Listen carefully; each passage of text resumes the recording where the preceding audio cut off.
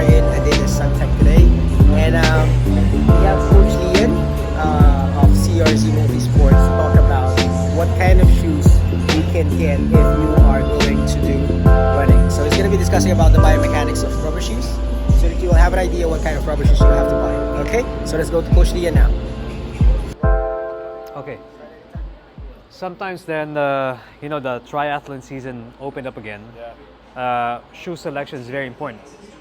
One of the things that we're looking for, if you notice in this particular model, there's this super steep angle. So there's a very specific reason why it's like that. If you compare this with, let's say, this. If you notice, this one has a flatter profile. Oh yeah, totally. Okay, so like for CRZ, when we do running biomechanics, we focus more on using the Achilles tendon over here. So this one.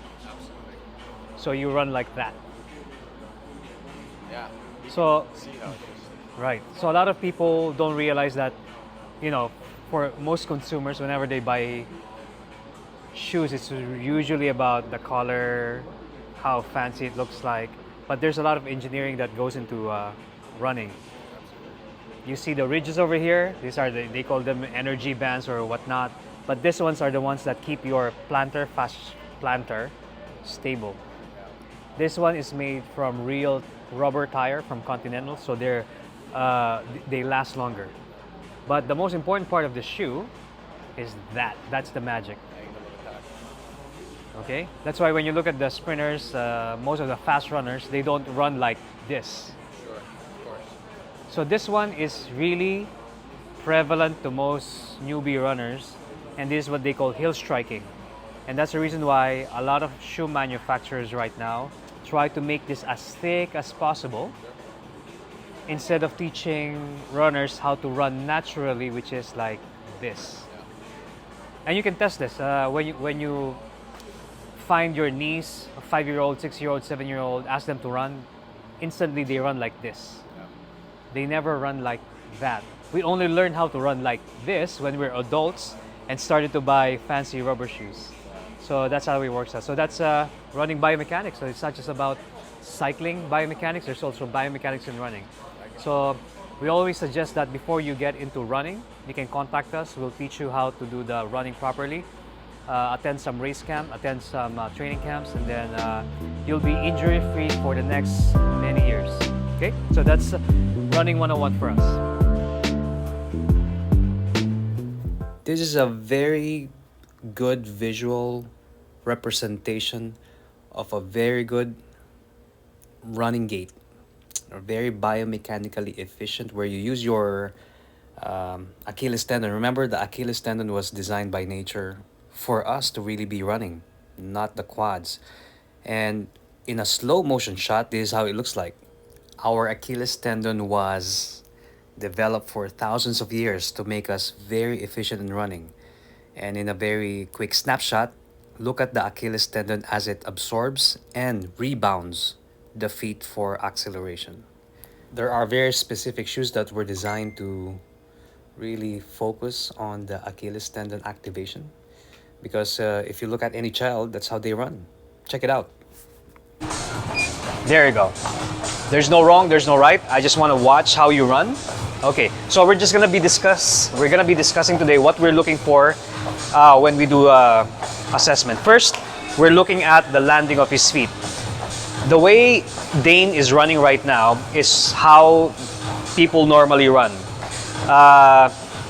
During the past 30 years, there's been this revolution in running, where shoes started to promote thicker and thicker outsoles, like the rubber sole. So you'll notice that even though there's so many brands out there that are promoting thicker soles, you'll also notice that there are a lot of newbie runners who've experienced a lot of running injuries, no? And this thick soles started to promote heel striking. And heel striking will stress your knees. That's why you're going to have a lot of sore knees after running, sore quads, sore lower back. Lower back's going to get sore. etc. Okay, so we're gonna start modifying his foot landing to go back to the original way that humans were designed. So before we discuss a lot of that, 10, 9, 8, 7. That's beautiful, huh? Beautiful. Biomechanics is simply the science of movement, the application, the relationship of your muscles, your tendons, your bones to have the most efficient movement, which means that it's applicable for your cycling and for your running. 16 kilometers per hour. Here we go. Ready, set, go. Here we go. 10, 9, 8, 7, 6, 5, 4, 3, 2. You know, Ira is like the ultimate bully. Okay, game. Kasi si Kang kasi plan niya mag-duathlon next month. Pero na wala siyang idea sa run. So let's see Come kung on. mag-improve ba siya today. 16 kilometers per hour. 10, If she doesn't improve on the running, we're just gonna After this. put eight. After this. 7, tiptoe some more. 6, Okay, here we go. 1, 5, 2, 3. 4, Coming. 3. This visual information is very important because it gives us very important data that really happens on the real world. You can get your gait analysis, you can get your heart rate, you can get your steps per minute, all numbers, but visual representation makes more of a bigger impact. So biomechanics again is a fundamental science that focuses on efficiency of motion. Hence we use the exact same you can say approach for cycling and swimming. So if you've seen some of our swimming videos, it's the same approach. It always starts with watching the individual, how they naturally, before intervention, how they naturally execute their swimming, their cycling. So this is Captain Nim's assessment run as part of his running biomechanics program. He wanted to shift into running after doing a lot of his cycling development. So we're now assessing how we can make him improve. So at the moment he's now running at 12 kilometers per hour. Very nice. Okay. So that's him.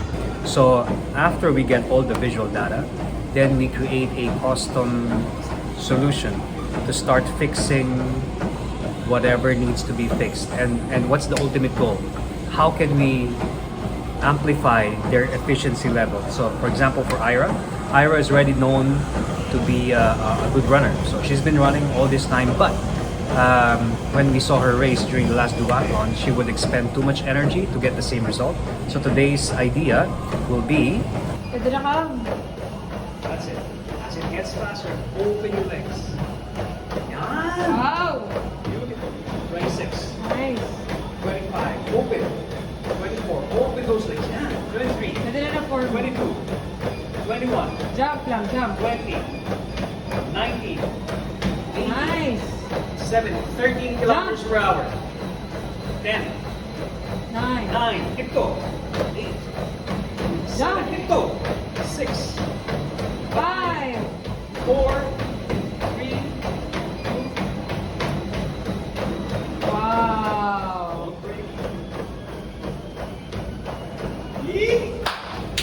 Kaganda na form mo pangit kanina. Give me 5. Give me 5. Holy shit! Okay, we're ready. Thank you! Sige nga, pa-watch nga. Dude, you come over here. Just for disclaimer, this is Joy's first time to do a lot of running. She's decided to do Ironman. So this is the before.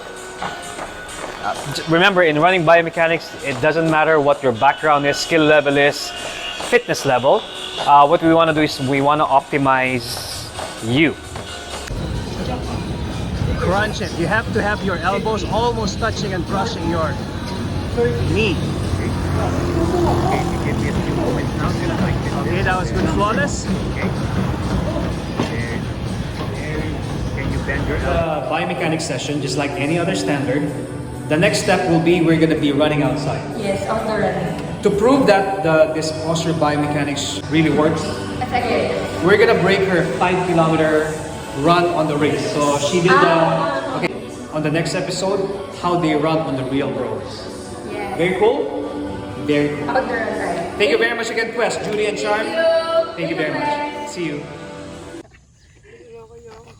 Okay, ano lang tayo 5K. Kasama na yung warm-up, pero kasama yung warm-up, target natin 5 minutes per kilometer. Set lang natin yung time. So kasama yung warm-up 5K.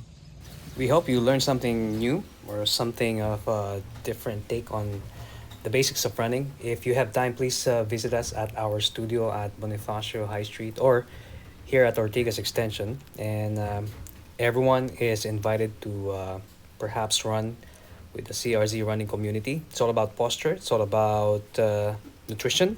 When you do your running sessions, especially when you're just starting into running or starting the multi-sport program, speed would be the last thing on your head.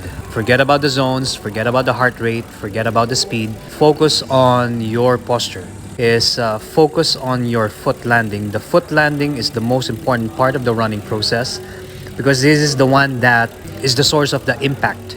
It's going to slow down over here, and you will notice that as much as possible, we try to avoid the heels hitting the ground first. Tom took a few bits of slow motion shots over here just to maybe break down what we're trying to accomplish when we're jogging. So since we are recreational multi-sport enthusiasts, or you can call us hobbyists, when you're a hobbyist and you don't have time to go out, have enough mileage to do all the training stuff, the best and smartest way is to focus on posture and biomechanics because this one gives you the best value for your time. Okay, here we go. And for our